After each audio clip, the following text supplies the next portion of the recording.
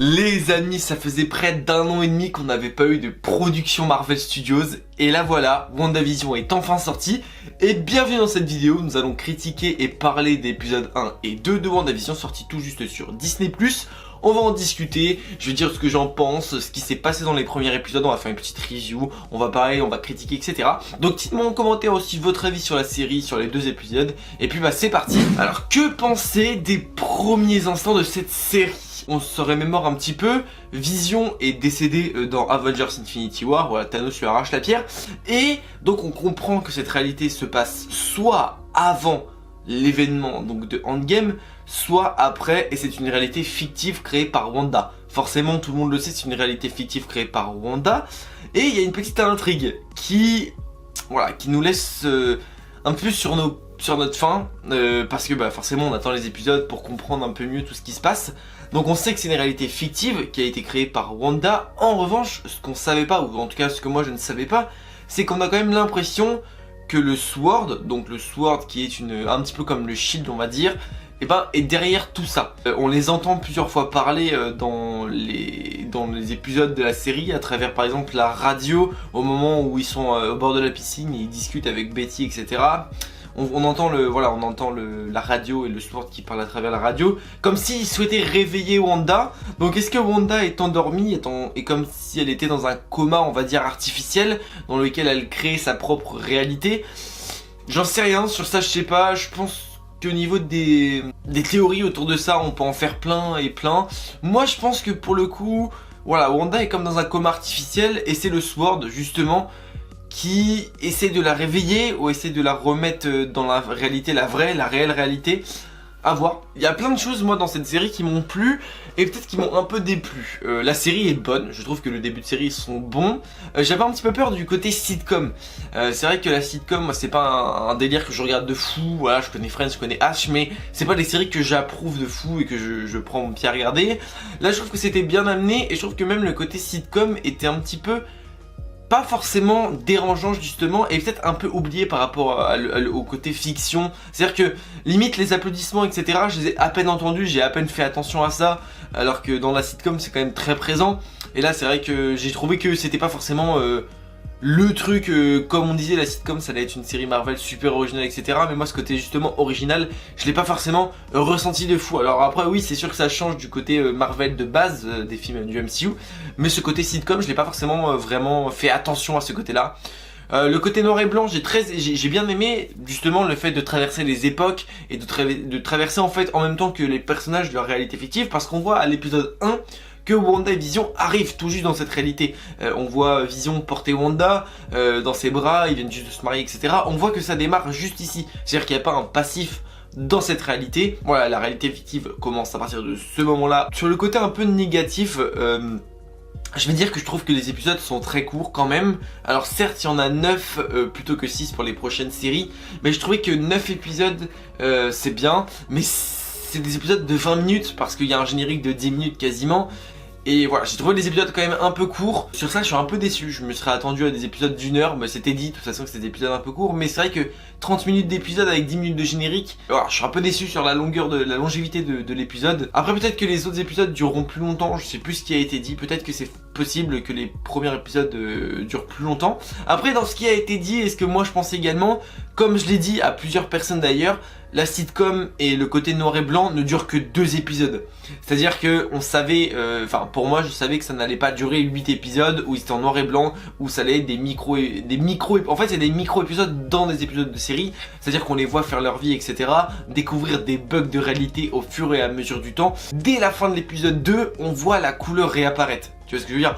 Donc en soi, on sait que le dénouement de la série va être quand même assez rapide. De toute façon il y a 9 épisodes, si les 9 épisodes durent 30 minutes, dans tous les cas, bah il va falloir que ça s'enchaîne assez rapidement et assez vite et surtout assez bien. Pour le moment c'est ce qui est bien fait en tout cas dans les 2 premiers épisodes.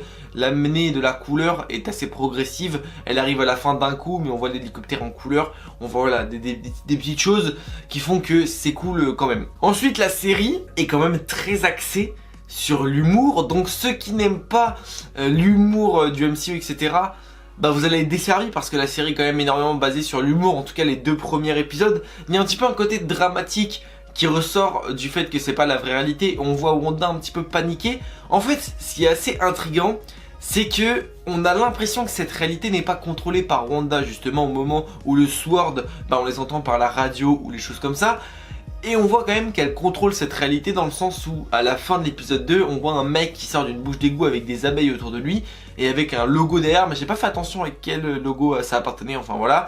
Et on voit qu'elle revient en arrière et pareil à un moment donné avec je sais plus quoi, elle revient aussi en arrière. Donc elle contrôle cette réalité, mais peut-être pas à 100%. Voilà ce que je me dis. C'est pas une série remplie de scènes d'action, comme je dis, c'est vraiment une série un petit peu plus basée sur l'humour et les personnages. Voilà les caractéristiques de chaque personnage. J'ai trouvé ça plutôt cool. On voit quand même, malgré qu'il n'y ait pas de scène d'action, on voit quand même l'utilité des pouvoirs de Wanda et de Vision. Voilà, les pouvoirs n'ont pas totalement disparu. On voit Wanda faire la cuisine avec ses pouvoirs, je trouve ça assez cool. On voit également Vision utiliser son pouvoir de phase pour enlever le bout de viande de Monsieur Hurt. Donc je trouve ça cool. Je trouve ça plutôt cool quand même qu'on puisse, malgré qu'il n'y ait pas de scène d'action, qu'on puisse voir quand même les pouvoirs des personnages. Après on voit pas voilà l'étendue de leur pouvoir, mais on en voit quand même un petit peu et c'est assez cool. On voit quand même qu'il y a des personnages qui vont être plus importants que d'autres. Par exemple la voisine très chiante Agnès, on la voit dès le départ, mais ce personnage là je pense pas qu'on va la voir tout le long de la série. Je pense pas qu'elle va avoir une intrigue de ouf. Je pense qu'elle va être présente dans les épisodes de la réalité fictive noir et blanc. Peut-être que ça va être un agent du Sword plus tard. Et un personnage quand même qu'on a vu, c'est Monica Rambeau, personnage présent, on le savait dans la série, mais on le voit arriver même dans la réalité fictive, donc où elle se fait appeler Géraldine. Et donc c'est elle qu'on voit dans le show, dans le spectacle qu'ils ont concocté, on la voit et ça c'est cool. Et on sait pas vraiment comment va être amené ce personnage. On sait qu'après elle fait partie du Sword, qu'elle est assez présente dans la série, qu'elle va être au cœur de l'intrigue principale avec WandaVision. Donc maintenant, reste à savoir pourquoi elle est dans cette réalité fictive et pourquoi elle est gentille avec eux directement. On le verra je pense par la suite des épisodes. On voit également Betty. Alors Betty elle c'est un personnage insupportable, vraiment elle casse les couilles. À voir pareil son intrigue, est-ce qu'elle va être méchante, est-ce qu'elle est totalement fictive et qu'on sait qu'elle sert à rien, ou est-ce qu'elle va être amenée par telle ou telle chose, j'en sais rien encore. Est-ce que ça va être méchant dans la réelle réalité, parce que on sait que la série ne va pas être bloquée dans cette réalité fictive et qu'elle va sortir de cette réalité. Enfin en tout cas je le pense. Je pense qu'elle va sortir de cette réalité fictive, Wanda, à la fin de la série, où justement on va amener vers d'autres choses. En vrai j'en sais rien, c'est vrai qu'au début j'étais vraiment genre en mode les 2-3 premiers épisodes ça va être dans cette réalité là et ensuite ils vont sortir. On voit que les 2 premiers épisodes c'est là où ils sortent du noir. Je pense que le 3 et le 4 ce seront des épisodes justement où ils vont sortir de cette réalité fictive et ensuite on va voir l'étendue du Sword etc avec Wanda et tous ses pouvoirs. Maintenant à voir si je me trompe ou pas. Ah également quelque chose qui m'a un peu choqué, enfin choqué plus ou moins. Comme je disais dans ma dernière vidéo où je montre qui est vraiment Vision, je pensais que le personnage allait se faire appeler Victor Shade comme dans les comics, et en fait les gens l'appellent Vision et j'étais assez perturbé dans le sens où frérot c'est pas un nom d'humain, tu vois ce que je veux dire. Après ça peut être son nom de famille ok, mais je pensais vraiment qu'ils allaient faire un petit clin d'œil aux comics en justement donnant son nom. Qui se crée une réelle identité, mais c'est pas fait. Bon c'est pas très dérangeant mais voilà, je pensais que ça allait être un petit clin d'œil et ça l'a pas été. Dans la série ce que je trouve assez intéressant également et qu'on n'avait pas vu dans les films, c'est le côté un peu plus humain de Vision, dans le sens où le mec est né il y a pas longtemps, c'est un peu comme un nouveau-né, voilà il est né dans Avengers l'ère d'Ultron, il est très jeune entre guillemets, il a pas une apparence jeune mais dans sa tête il est très jeune etc.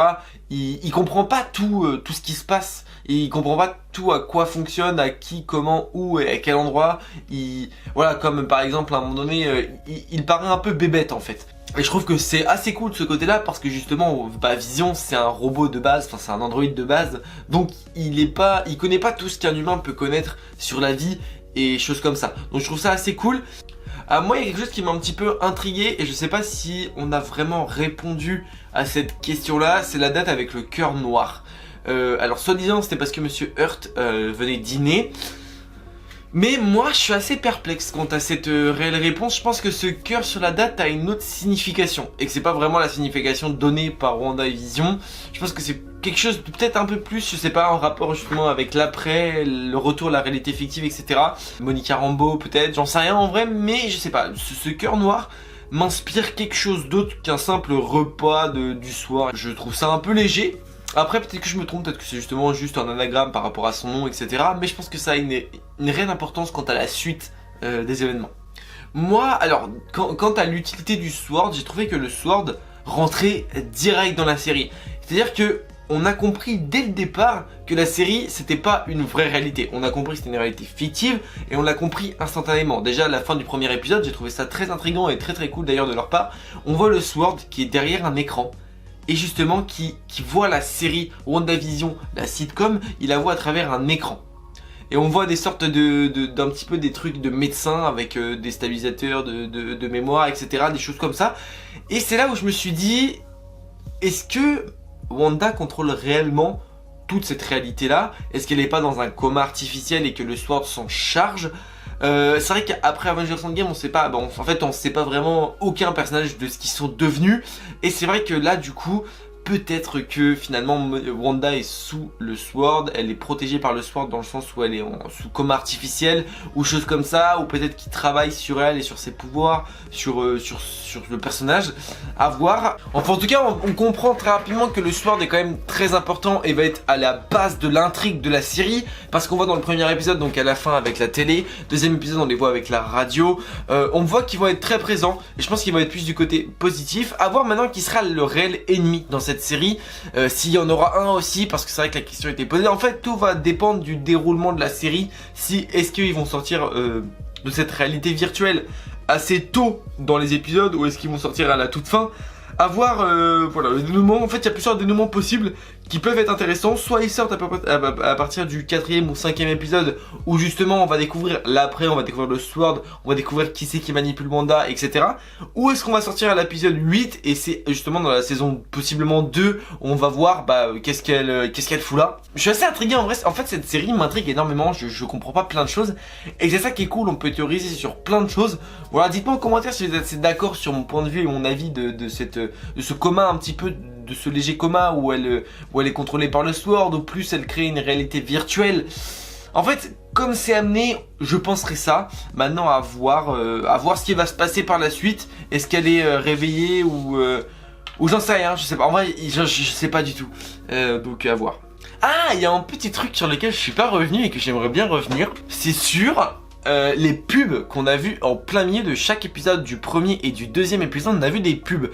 Donc des pubs qui font référence. Alors je pense que ça n'a aucun intérêt, vraiment ça n'a aucun intérêt avec l'histoire et sur le déroulement du bon fonctionnement de l'histoire. Mais je pense plus que c'est des références par rapport à d'autres personnages. Par exemple, dans le premier épisode, c'est une montre, une pub de montre. La pub, alors Stark Industries, c'est avec un grille-pain. Et la deuxième pub, c'est avec une montre Hydra. On voit le logo Hydra. Et c'est la marque Strucker. Strucker, le baron Strucker qui est présent dans Avengers L'Arme d'Ultron. Donc là, je trouve ça assez cool, des petits clins d'œil à des personnages ou quoi. Est-ce que maintenant, ça va être au milieu de l'intrigue? Je pense pas. Je pense que c'est juste plus des clins d'œil. Voilà, ça fait plaisir de voir Stark Industries. Des petits clins d'œil comme ça, Marvel en met toujours et je trouve ça assez cool, le fait de mettre justement des pubs en plein milieu d'une sitcom regardée à la télé par le Sword. Voilà, en gros c'est ça, en gros c'est nous qui regardons une série de mecs, donc le Sword, qui regarde une série WandaVision.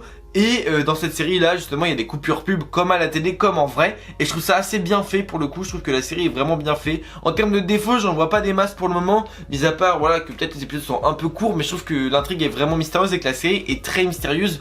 J'en tire un bilan assez positif de la série. Voilà, j'ai trouvé la série très cool. Et puis je suis impatient justement, je reste sur ma faim et je suis impatient de voir la suite. Les amis, rendez-vous vendredi prochain pour la critique du 3e épisode de la série.